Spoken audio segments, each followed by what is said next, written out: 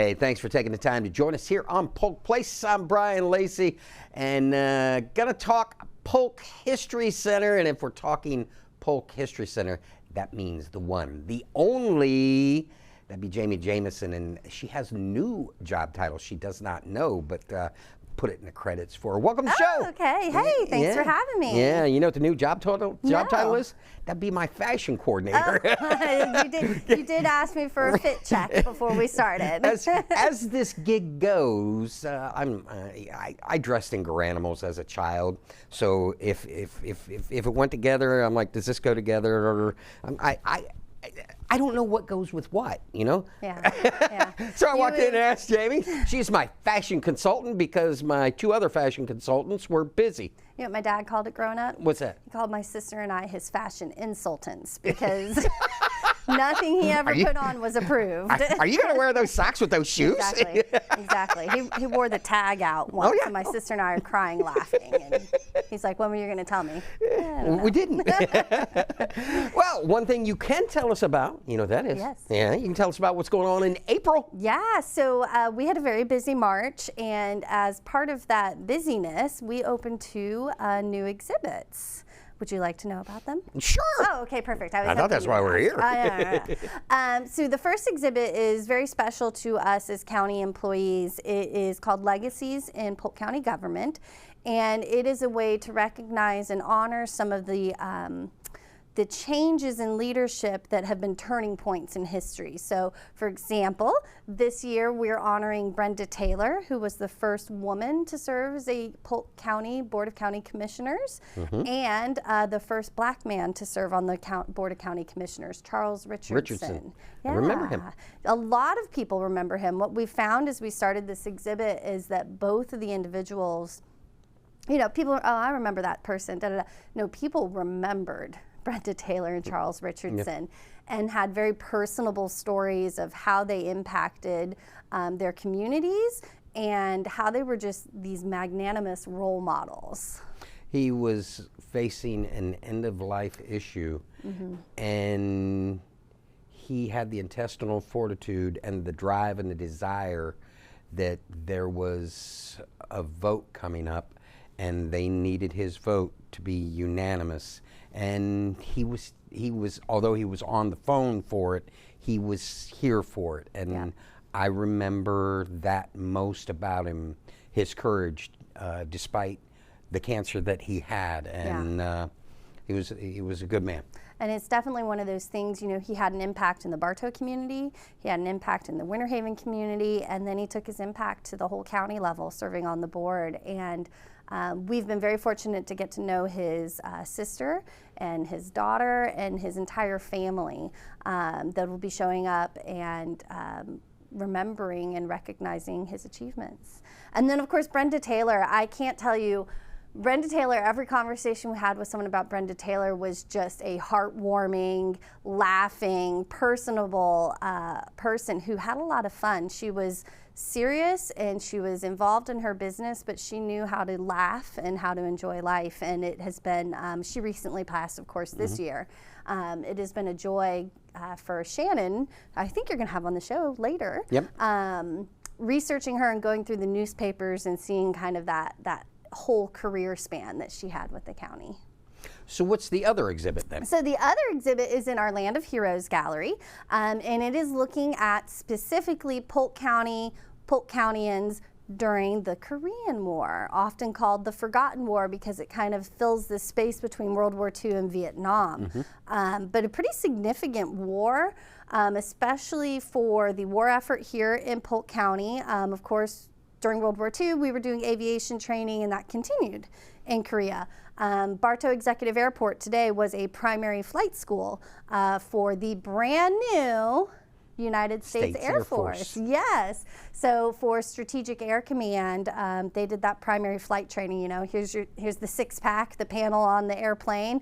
Here's the things to do and not to do, and then they would send them off for further training later. But it was pretty cool. As a sidebar, do you know where Strategic Air Command headquarters was and still is? And it's changed. It was Strategic Air Command, Stratcom, and now it's something else now. But do you know where that is? somewhere in the middle of America. Is it in Kansas? Nope, close though. Oh. Omaha, Nebraska. Omaha. There's a good song about Omaha by Counting Crows. Yes. Yeah. But yeah, it was really great because you know what they did at the Bartow Airport is they hired World War II veterans to be the pilot instructors. And then as we started digging into it, they also hired local women to serve as the flight dispatchers.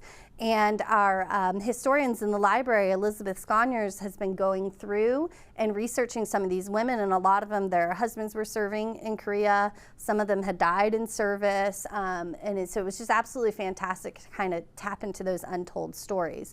The other element of the exhibit focuses on the Battle of Chosin and Chosin Reservoir. And there were 3 individuals from Polk County who were part of this horrific battle. It was the turning point in the war when the Chinese People's Army joins with the North Korean Army, and all of a sudden the United Nations forces are kind of on their heels, and it was frigid cold. And through consequence, they somehow ended up with bulk Tootsie Rolls, and that's the icon of the roll is they were requesting Tootsie Rolls, which you know those military guys. That was code for bullets. Yeah, exactly. They literally got Tootsie Rolls. Yeah. And so they What am I going to do with these? They ate them. And then they chewed them to create like a putty for repairing, not full tanks, but repairing holes and other things that they needed to repair. So there are some little Tootsie Rolls in the exhibit too. Of those individuals, you know, Judge Oliver Green, who was a longtime judge here in the Polk County Courthouse, was one of the very young at that time gentleman who was at the Battle of Chosin. Tootsie Rolls, the precursor to what's that stuff that you spray paint on, and then or they do it in a tape, or they and your boat floats or whatever. Yeah. What is I forget that? what that's called. I'm seeing the infomercial in my head right now, but I forget what it's called. Yeah, you can make a whole airplane fly with it. Yeah. So, but both of those exhibits have been very rewarding, and I think they bring a new story to the History Center, because one of the things that we talk about is it's a history center, but it's not static history. We're constantly going in and recurating to bring different elements of the story to the forefront. So what else we got going on? Well, we do have our regular programming, and I would like to say that I'm very sad that it is the last cemetery tour of the season, but it is hot out. So I'm ready. Yeah, I'm ready to Tootsie Roll sticky. Tootsie Roll sticky. Yeah, and you know, I should bring some Tootsie Rolls with me just in case. But it'll be the last one. It's on April the 6th, and it's the Evergreen Cemetery out on Highway 60. And then we're going to pick it up in October, but I'm excited for me to tell you that when we come back in October, we're going to switch the time from 11 to 9 a.m. because it is just, you know, it's Florida. It's hot. It's sticky out. So we'll be doing the last one April 6th, but we'll be back again in October for the seasonal cemetery tours. So what else you got going on? What else have we got going on? So we actually are getting ready to have a lot going on. There's preservation work starting on the building. We're having plaster repair from Hurricane Ian. We're having roof repair, which I personally am really excited about because now I'll have control of the lights in the dome. From my computer. So it'll be like Sleeping Beauty. I'll be like, make it blue, make it pink, make it blue. But we'll be able to kind of coordinate it with holidays or significant events. But all of that is going to require a lot of people downtown coming in and out of the building. However, we're going to remain open. So there might be certain areas that are closed, but other areas will be open. And this gives Bartholomew a really interesting topic for the architectural tour on April 20th. He'll be able to introduce you to, walk you through, and show you the preservation work in action, because it's very difficult. You can't just hire, you know, blah, blah construction company. They have to have skill and practice with dealing with these older buildings. We had to pull blueprints yesterday because things have been covered up, and you got to know if there was a window behind that wall originally before you start breaking through it. So it's going to be a really interesting architectural tour, exploring some of those facets of the preservation work. What you need to do is, you know, at the top of the hour, get your computer synced up with the bells that go off. And let them change. Doom, doom, doom. The lights? Oh, yeah, like a little light show. I'm going to credit you with that one. And then, of course, we're going to round out the month with our genealogy speaker series. And I have to ask you, I was asking Shannon this, and she hadn't seen the movie, so she has homework now. But have you seen the movie Hitch with Will Smith, Yes. Kevin James. Yeah, Okay. we're Dating. thing. Yeah. Do you remember when it happens when he takes her to Ellis Island? He thinks it's going to be all cute and she's going to find out about her family, but it turns out her uncle was a murderer or something. Spoiler if you haven't seen the movie. Yeah. Sorry. Apologies. Turn Titanic sinks at the bottom too. Yeah, just if I'm throwing spoilers out, I might as well go full barn on it. But that's her topic is Ellis Island this month, and the speaker is returning to us. She's a repeat presenter, so we're really excited to have a repeat presenter. And I hope there were no murderers coming through Ellis Island in your family, but. I don't think so. Okay, all right.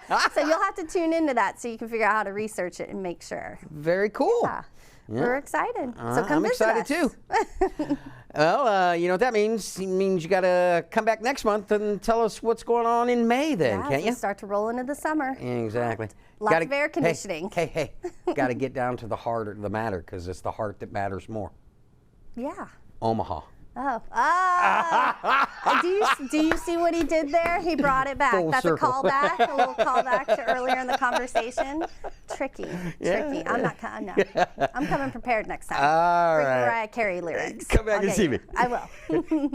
Polk County has a rich history and heritage, and the Polk County History Center is continuously thinking of ways to help Polk County residents experience that history. The museum's collection includes natural and cultural objects related to Polk and the greater Central Florida area that represent our history from pre-Columbian to present-day eras. The artifacts on display at the museum represent individuals, cultural groups, and events significant to the region. It's located at 100 East Main Street in Bartow. History Center is open from 9 a.m. to 5 p.m. Tuesday through Saturday. And if you need more information about events, exhibits, or anything, check them out on the web, polkhistorycenter.org. Give them a call, 863-534-4386.